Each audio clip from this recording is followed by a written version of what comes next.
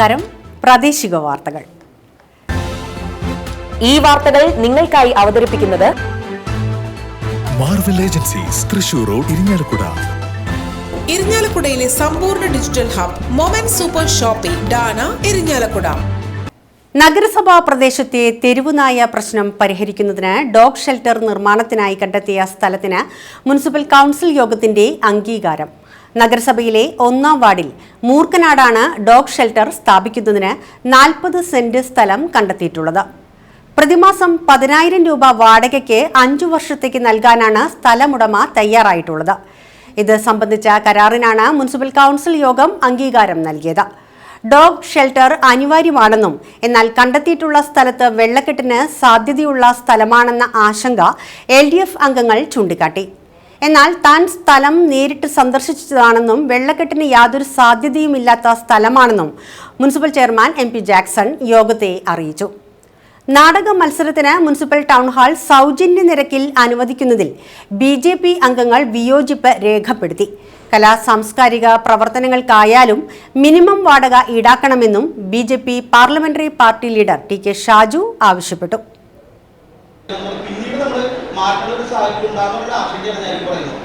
അത് ഇല്ലാതിരിക്കാൻ അല്ലെങ്കിൽ അത് നമ്മൾ നിർദ്ദേശിക്കപ്പെടുന്നത് ചെയ്യാൻ വേണ്ടി ഞങ്ങൾ സ്ഥാപിച്ചു. പക്ഷെ ഇപ്പൊ മഴ വന്നപ്പോൾ ഇതൊന്നും വിചാരിക്കാത്ത രീതിയിൽ വളരെ വെള്ളം കയറിയതുകൊണ്ട് ഇത് മറ്റൊരു സ്ഥലത്തേക്ക് മാറ്റണം എന്ന സാഹചര്യത്തിലേക്ക് പോകാനുള്ള അവസ്ഥ ഉണ്ടാകരുത്. അതുകൊണ്ട് ആലോചിച്ച് കൃത്യമായിട്ട് നമ്മൾ നടപ്പിലാക്കുമ്പോൾ അത് അവരെ നായ്ക്കളെ നമ്മൾ എവിടെയാണോ സ്ഥാപിക്കുന്നത് കൃത്യമായിട്ട് വെള്ളം കയറാത്ത സാഹചര്യത്തിലാണ്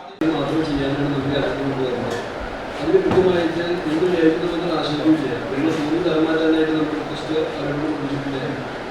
ബാങ്കിട്ട് മാറ്റേണ്ട കാര്യമുണ്ട്. നിങ്ങൾ നേരിട്ട് കാണുമ്പോൾ നമുക്ക് മനസ്സിലാവുന്ന സ്ഥലം വെള്ളം കയറുന്നതാണോ വെള്ളം കയറാത്തതാണോ എന്ന് മനസ്സിലാവും. ബാങ്കിൽ നിന്ന് മാറ്റാൻ പറഞ്ഞിട്ടുണ്ട്. നമ്മുടെ തലം മാറ്റിയായിട്ട് ഉള്ള കാര്യമായിട്ട് വലിയ തലമുറ ചെയ്യുകയാണ്. നന്നായി കയറുന്നത് വലിയ പല വൃക്ഷങ്ങളും കാറ്റുള്ള പാഴ്മരങ്ങളൊക്കെ ധാരാളം ഭൂമിയാണ്. 40 ഏക്കറോളം സ്ഥലമുണ്ട്. 40 സെന്റ് നമ്മൾ കിട്ടുള്ളൂ. മനസ്സിലായി. നമ്മുടെ ആവശ്യത്തിന് സ്ഥലം എടുക്കുന്നു. അത് ഭൂമി നമുക്ക് മുഴുവൻ എടുക്കുന്നു. പിന്നെ രണ്ടാമത്തെ കാര്യം, നിങ്ങൾക്ക് ആർക്കും ആശങ്കയുണ്ട്. ഞാൻ വെറ്ററിനറി ഡോക്ടർമാരായിട്ട് സംസാരിച്ചിട്ടുണ്ട്. നമ്മുടെ ഇവിടുത്തെ വെറ്ററിനറി ഡോക്ടർമാർ പുറമേയുള്ള അതിൻ്റെ NGOs ഉണ്ട്. പിന്നെ ഇത്തരം കാര്യങ്ങൾക്കും ഞങ്ങൾക്കും വേണ്ടി NGOs അവരായിട്ട് സംസാരിച്ചിട്ടുണ്ട്. അവർ പറഞ്ഞ അഭിപ്രായം നമുക്കറിയോ, നമ്മൾ നായകളെ പിടിച്ചു തുടങ്ങിയാൽ ഇവിടുത്തെ നായകളൊക്കെ പഞ്ചായത്തിൽ കിട്ടില്ല. അവർ പറയാൻ നിങ്ങൾ 30 നായ 40 നായ കടന്നുകൊണ്ടില്ലേ, അത് പിടിക്കാൻ ചെല്ലുമ്പോൾ പകുതി അപ്പം പോകുന്നത് അവർക്കറിയാൻ അവർ ചെയ്യാറില്ല. പകുതി ഇവിടെ പോകും. അപ്പോൾ അടുത്ത പഞ്ചായത്തുകാരനായിട്ട് ഭാരം കിട്ടുക നിങ്ങൾ രക്ഷപ്പെടുന്നൊക്കെ പറഞ്ഞിട്ടുണ്ട്. അത് പ്രായോഗികമായിട്ടുള്ള അവതരിക്കാറുണ്ട് അങ്ങനെയാണ്. അപ്പോൾ അതുകൊണ്ട് നമുക്ക് 1000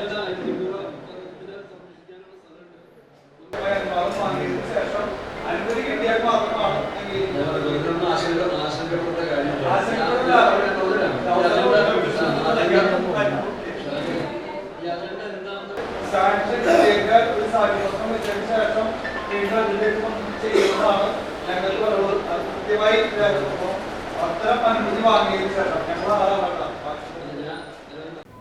തുമ്പൂർ SHCLP സ്കൂളിന്റെ 1 വർഷം നീണ്ടുനിന്ന ശതാബ്ദി ആഘോഷങ്ങൾക്ക് മെയ് 16, 17 തീയതികളിൽ സമാപനമാവുമെന്ന് സംഘാടക സമിതി ചെയർപേഴ്സൺ കൂടിയായ headmistress sister Rose Lit, general convener Shato Kurian എന്നിവർ വാർത്താ സമ്മേളനത്തിൽ അറിയിച്ചു.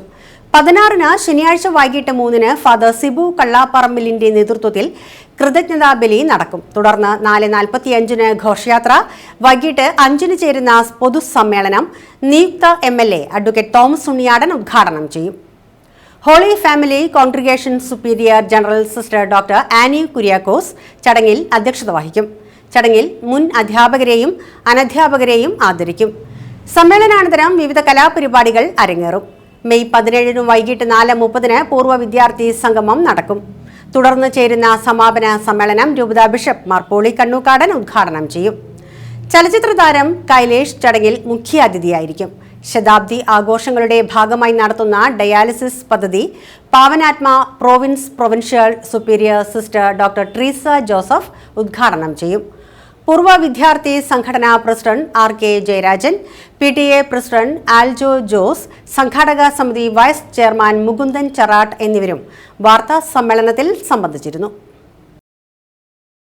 1 വർഷം നീണ്ടു നിൽക്കുന്ന ആഘോഷ പരിപാടികളാണ് ശതാബ്ദി ആഘോഷവുമായി ബന്ധപ്പെട്ട് സ്കൂളിൽ നടന്നത്. ജൂലൈ മാസം 11, 12 തീയതികളിൽ ശതാബ്ദി ആഘോഷത്തിൻ്റെ ഉദ്ഘാടനം ബഹുമാനപ്പെട്ട ഉന്നത വിദ്യാഭ്യാസ വകുപ്പ് മന്ത്രിയായിരുന്ന ശ്രീമതി ആർ ബിന്ദു നിർവഹിക്കുകയും തുടർന്ന് ഉള്ള മാസങ്ങളിൽ വിവിധ പരിപാടികളോടെ എല്ലാ മാസവും തുടർച്ചയായ പരിപാടികളോടെ നമ്മൾ ഈ ജൂബിലി ആഘോഷം നടന്നു വരികയാണ്. ആ ജൂബിലി ആഘോഷത്തിൻ്റെ സമാപനമാണ് ഈ വരുന്ന 16, 17 തീയതികളിലായിട്ട് നടക്കുന്നത്. 16-ാം തീയതി ഉച്ചയ്ക്ക് 3 മണിക്ക് സ്കൂളിൽ പഠിച്ചിരുന്ന പൂർവ്വ വിദ്യാർത്ഥികളായ വൈദികരുടെയും സന്യസ്തരുടെയും നേതൃത്വത്തിൽ തുമ്പൂർ പള്ളി വികാരി റവറൻ ഫാദർ സിബു കള്ളാമ്പറമ്പിലച്ഛൻ്റെ മുഖ്യ കാർമ്മികത്വത്തിൽ നടക്കുന്ന കൃതജ്ഞതാ ബലിയോടുകൂടിയാണ് നമ്മളുടെ ശതാബ്ദി ആഘോഷ സമാപന പരിപാടികൾക്ക് തുടക്കം കുറിക്കുന്നത്. വിശുദ്ധ മറിയം ത്രേസ്യാമ്മ സ്ഥാപിച്ച സ്കൂളാണ് തുമ്പൂരിലെ ഈ പ്രൈമറി സ്കൂൾ ആരംഭിച്ചത് മഠത്തിൻ്റെയും പള്ളിയുടെയും വരാന്തയിൽ നിന്നാണ്. ആ വരാന്തയിൽ നിന്നുള്ള സ്കൂൾ ആരംഭിച്ചതിൻ്റെ ഓർമ്മ പുതുക്കുന്നതിൻ്റെ ഭാഗമായിട്ട് കൃതജ്ഞതാ ബലിക്ക് ശേഷം സ്കൂളിൻ്റെയും പള്ളിയുടെയും കോമ്പൗണ്ടിൽ നിന്ന് ഘോഷയാത്രയായി സ്കൂളിലേക്ക് വരുന്നു. ജനപ്രതിനിധികൾ നിസ്വാർത്ഥതയുടെ ആൾരൂപങ്ങളായി മാറണമെന്ന് രൂപതാ ബിഷപ്പ് മാർ പോളി കണ്ണൂക്കാടൻ. രൂപതയിലെ വിവിധ ഇടവകകളിൽ നിന്നും തദ്ദേശ സ്വയംഭരണ സ്ഥാപനങ്ങളിലേക്ക് നടന്ന തെരഞ്ഞെടുപ്പിൽ വിജയികളായവരുടെ സംഗമം ഉദ്ഘാടനം ചെയ്ത് സംസാരിക്കുകയായിരുന്നു അദ്ദേഹം.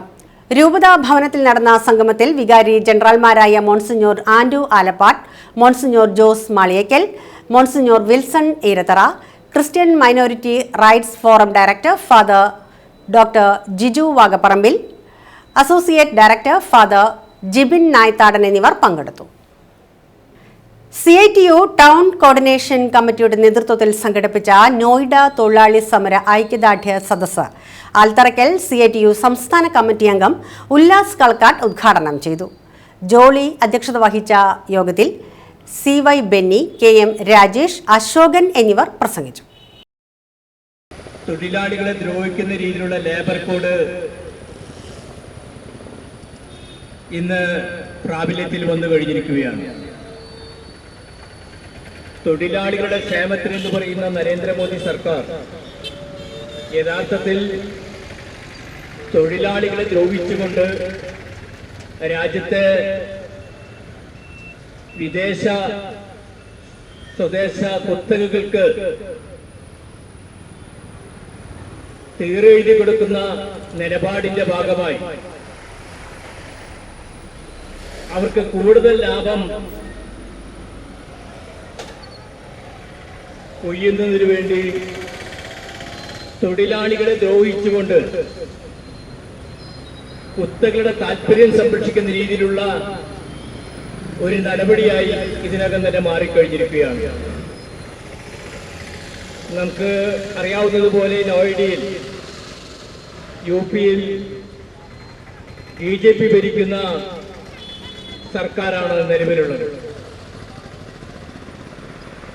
ആ UP-യിൽ നോയിഡ എന്ന പ്രദേശത്ത് പ്രത്യേകിച്ച് ഒരു തൊഴിലാളി സംഘടനയുടെയും പിന്തുണ പോലും ഇല്ലാതെ അവിടുത്തെ വിവിധ വ്യവസായങ്ങളിലെ തൊഴിലാളികൾ സമരവുമായി മുന്നോട്ട് വരുന്ന കാഴ്ചയാണ് കഴിഞ്ഞ 4-5 മാസമായിട്ട് നമുക്ക് കാണാൻ വേണ്ടി കഴിഞ്ഞത്.